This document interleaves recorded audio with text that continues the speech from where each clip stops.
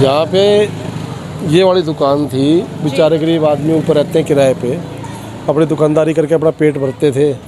उसका हस्बैंड बेचारा दिहाड़ी मजदूर है, और वो पी के आ रखा था, और पी के वो इसके बाद यहाँ पे अपना कार्ड रिचार्ज कराने गया मोबाइल का, कराया नहीं उसने। बता रहे पहले सिगरेट लिए उसने, यहाँ पे सिगरेट पी है, सिगरेट पी के उस औरत से बदतमीजी के लिए धुआं फेंक रहा था उसके ऊपर। उसने कहा कि आप जाके अलग हटके पियो, सिगरेट पी नहीं करा, नहीं जहाँ पे सिगरेट लिया वहीं पीऊँगा मैं तो उन्होंने कहा यार पागल नशे में, उन्होंने बोला नहीं उसका, तो अपना काम कर चला गया।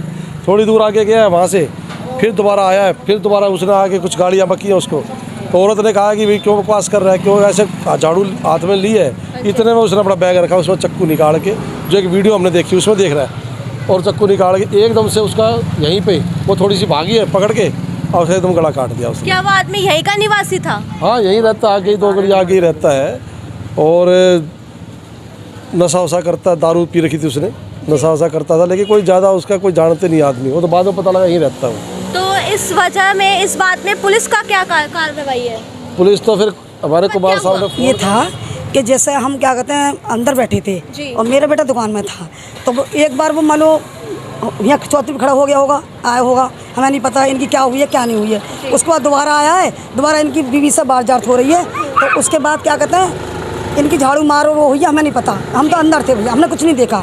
उसके बाद जब शोर हुआ है, आवाज़ आई है, हम एकदम अंदर से भागे, पता हमारी दुकान पे कोई है तो नहीं, बच्चा दुकान करता मोबाइल की, ठीक है, तो एकदम भागे वहाँ के भाई दुकान में कुछ हो गया, और देखा तो यहाँ हो रहा। तब उसके बाद जब सारे के वो भाग्य तो हम मिल करके यहाँ खड़े हो गए पर दरवाजे पे, हम दरवाजे से इधर भी नहीं गए, और मेरा लड़का नीरज वो अंदर दुकान कमरे वहीं से देख रहा था दरवाजे से ही, और भाई साहब इसके यहाँ खड़े पापा।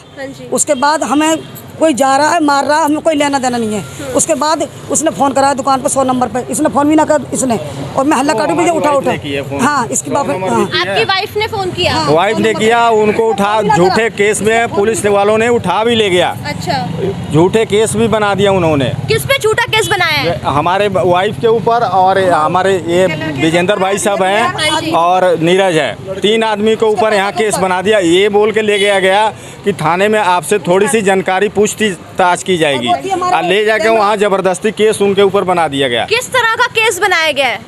उसमें कम से कम 11 लास्ट 307 लगा दिया उन्होंने। क्या किया आज, मतलब उनकी बेल हुई है आज, तीनों आदमी का 5 दिन हो गए, 5 दिन हो गए। और क्या कहते हैं हमें कई 3 बजे रात को मैं वो करा, दरवाज़ा खटखड़ाया हमारा, तो हम दरवाज़ा खोल के आए। पहले तो उन्होंने 2:30 बजे फ़ोन करा, तो बिगर नंबर का तो हमने नहीं उठाया भाई, 2:30 बजे भाई पता क्या बात है।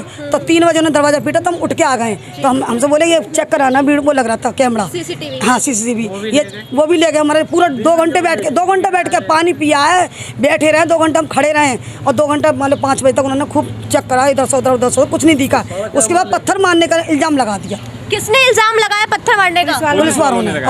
अब ये पता नहीं पुलिस वालों ने किसके कहने से कराया काम। को कैसे मालूम चला? मेरे सामने हुआ था। आपके सामने हुआ था? आप उस वक्त कहाँ पे थे?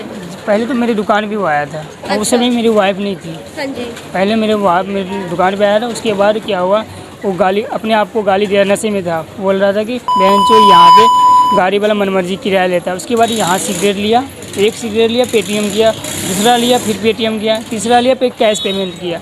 इसकी में तब तक में मेरी वाइफ आई, उसको वाइफ में मेरी आई थोड़ी देर रही। उसके बाद मेरी वाइफ इसको बोली कि भैया यहाँ पे सिगरेट मत पियो, इस सारा साइड जाके सिगरेट पियो। तब तक में मेरी वाइफ को बोली कि यहाँ मत, तो भी यहीं पे और जान के बुझ के और सिगरेट भूड़ के मेरे वाइफ के ऊपर धुआं फेंक रहा था। तो मेरी वाइफ बोली चल जाएगी नहीं, मैं भी बोला जा। फिर उसके मोबाइल की दुकान पे, नीरज के मोबाइल की दुकान पे चल गया। उसके बाद 2 थैला भी उसके हाथ में था, थैला था। उसके बाद चल गया, वापस नहीं आया। फिर मैं तब तक मैं वॉशरूम चल गए और कमरे पे। अच्छा, आपका घर यहीं पास में ही है? सामने है। तब तक मैं वहाँ से देख रहा हूँ कि मेरे वाइफ को मार रहा है। मैं बालकोनी से देख रहा हूँ मार, मैं दौड़ के तुरंत आया। मैं तब तक ये वो जिस आदमी ने ये वारदात करी है वो क्या काम करता है? वो हमें नहीं पता, पहली बार आया था। पहली बार देखा आपने उसको? हाँ जी, पहली बार आया था। तो इसके बाद आपने पुलिस को खबर करी? हम तो पुलिस को क्या करें, पहले इनको देखे, इनको आकाश में ले गए, सबसे पहले आकाश में ले गए। आकाश में जाकर वहाँ बोले, वो तो बोली ख़त्म हो गया। बस यही।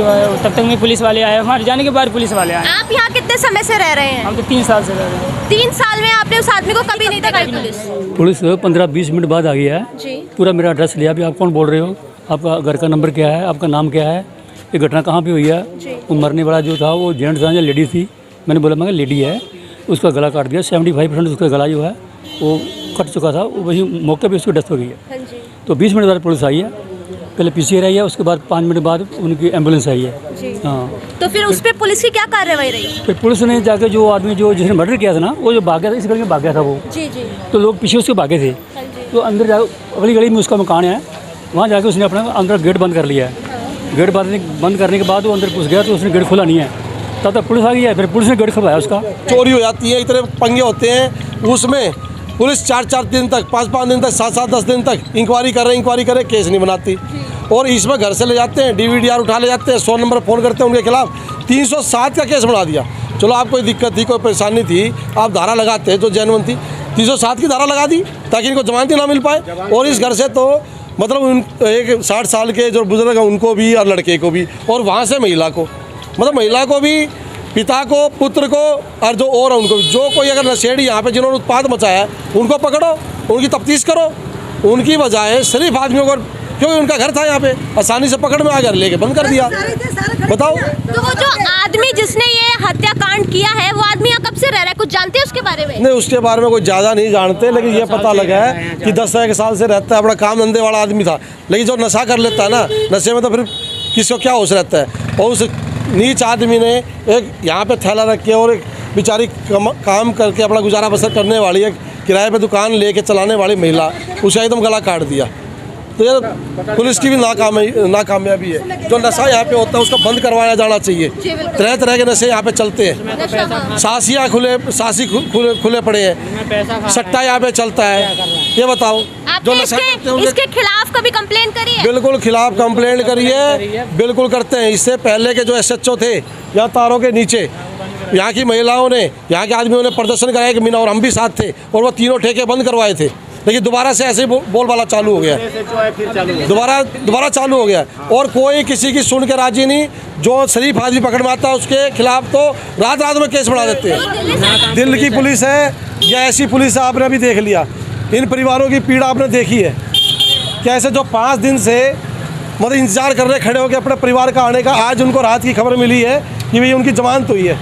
307 केस लगा देना, खाम खा लगा देना। जो पुलिस कमिश्नर अस्थाना जी जो नई नई स्कीमें लेके आ रहे हैं, जो कह रहे हैं कि पब्लिक से मीटिंग करो और पब्लिक को साथ लेके चलना है, पब्लिक में विश्वास जमाना है, उसकी धज्जियाँ उड़ रही है यहाँ पे, उसकी धज्जियाँ उड़ रही हैं।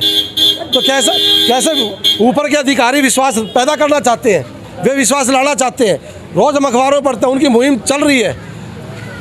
कमिश्नर बनाए गए अस्थाना जी, हम देखते हैं उनके काम, कैसे उन्होंने सुधार PCR पे लाए हैं, थानों में ला रहे हैं, और किस तरीके की वे काम कर रहे हैं कि ताकि पब्लिक का भी विश्वास बढ़े। मीटिंगें कर रहे हैं, लेकिन इस तरीके के जो नीचे के अधिकारी हैं जो सुनेंगे ही नहीं, बिना अपनी मेहनत करे, बिना केस को सोल्व करे, बिना तहकीकात करे, DVDR ले जाओ, 100 नंबर फ़ोन करने वाले उनको बंद कर दो। ऐसे कौन कर ले, किसी के साथ हादसा होगा कौन खड़ा हो जाएगा? लोग खड़े होने से डरेंगे, लोग देख के भागेंगे। यही कारण है पुलिस से डरते हैं कि हम क्यों पंगे में पड़े, और वो साबित हो गया। ऐसे अगर करेंगे तो कौन किसी की मदद करने को आगे आ जाएगा? ना मारे पत्थर उनके पुलिस वाले कर उसके, उनको तो भेज दिया जानकारी करके, और शरीफ आदमी को फंसा दिया। कितनी गलत बात करिए ये, उनको भेज दिया पूछताछ करके। 4 पैसे की बोतल खरीद कर एक अच्छी खासी चल रही दुकान में बैठी औरत का गला काट के उसे मार दिया। नशा इस तरह लोगों के सर चढ़ चुका है कि ना वो किसी का ईमान देखता है, ना किसी की जान देखता है। जिस औरत की यहाँ पे मृत्यु हो गई, उसके 2 बच्चे और उसकी माता जी हमारे साथ हैं। क्या चाहती है, क्या गुहार लगाती है सरकार से? हम यह चाहती है जो कातिल ने विवाह को मर्डर किया उसका फांसी के सजाए चाहिए। ये दोनों बच्चे को इंसाफ चाहिए, और क्या चाहिए? वो लड़कों को फांसी चाहिए। माँ चली गई, कुछ घर बार कुछ तो दो, किराए पे दुकान, किराए पे मकान, बाप बच्चों को पालेगा, ये तो माँ है, थोड़े दिन बाद चली जाएंगी। लेकिन इन बच्चों का थोड़ा तो सरकार को रहम करना चाहिए कि इन्हें छोटा सा घर तो होना चाहिए जो अपना घर में बैठ के कुछ भी छोटा मोटा करके बच्चों को पाल ले। मेरी तो कायदे की बात यही समझ आती है कि बच्चों को कौन देखेगा? माँ है भी तो चली जाएंगी अपने गांव, लेकिन इन बच्चों का बाप को ही देख रेख करनी है। तो इनके लिए भाई एक छोटा सा घर सरकारों को चाहिए। पहले तो सरकारों ने ध्यान रखा नहीं, अब रखा है तो भैया इतनी तो मेहरबानी इन पे होनी चाहिए। 2 छोटे छोटे बच्चों पे से माँ का आंचल उठ गया है, रातों रात पता भी नहीं चला, इनको सोचा भी नहीं होगा कि इनके साथ ऐसा हो जाएगा। अब देखना ये होगा कि सरकार किस तरह से इन लोगों की मदद करती है। इस राजापुरी देखिए 14 नंबर गली सोम बाजार वाला रोड जहां पे मौजूद हूँ। यहाँ की ये पहली घटना है जिससे पूरे इलाके में सनसनी फैल चुकी है। लोग दहशत में हैं। रात में अब लोगों ने घर से बाहर भी निकलना बंद कर दिया है इस डर के मारे। अब देखना ये होगा कि अब सरकार किस तरह के कदम उठाती है और किस तरह इस परिवार को न्याय दिलाती है। हमारी वाइफ ने मतलब एम्बुलेंस बुलाई, 100 नंबर के गाड़ी फोन करके बुलाई और उन्हीं के ऊपर इल्जाम लगा। उसके लड़के ना चुन्नी मादी दौरानी के लड़का है ना, दौरानी छोटा सा ही है, उसने उसके गले से खून रोकने और ये खड़ा देख रहा है, ये तो हाथ ऐसा खड़ा है और कुछ नहीं कर रहा है। और मैं इसको चिल्ला नहीं, पकड़ो पकड़ो, खून बह रहा है। इसने कुछ नहीं करा अपनी पत्नी का और इधर उधर भागा डोला, पत्नी को ना उठा रहा। पत्नी नहीं रहा, मेरे छोटे से लड़के ने गला बांधा चुन्नी से उसका, चुन्नी गले में चुन्नी बांधी लड़के ने, गले में इसके लड़के ने चुन्नी बांधी है खून बंद करने को और ना गला बांधा चुन्नी से उसका, गले में चुन्नी बांधी लड़के ने, गले में इसके लड़के चुन्नी बांधी है खून बंद करने को और कोई नहीं। और मैं इससे कह रही भैया पकड़ पकड़, तू क्या कर रहा है, दुकान बंद करके जल्दी से। तो एक चलते फिरता रोड है, मार्केट है, दुकानें हैं, चलते फिरते रोड पे एक औरत का गला काट के चला गया। आप लोगों को क्या लगता है क्या कदम उठाने चाहिए?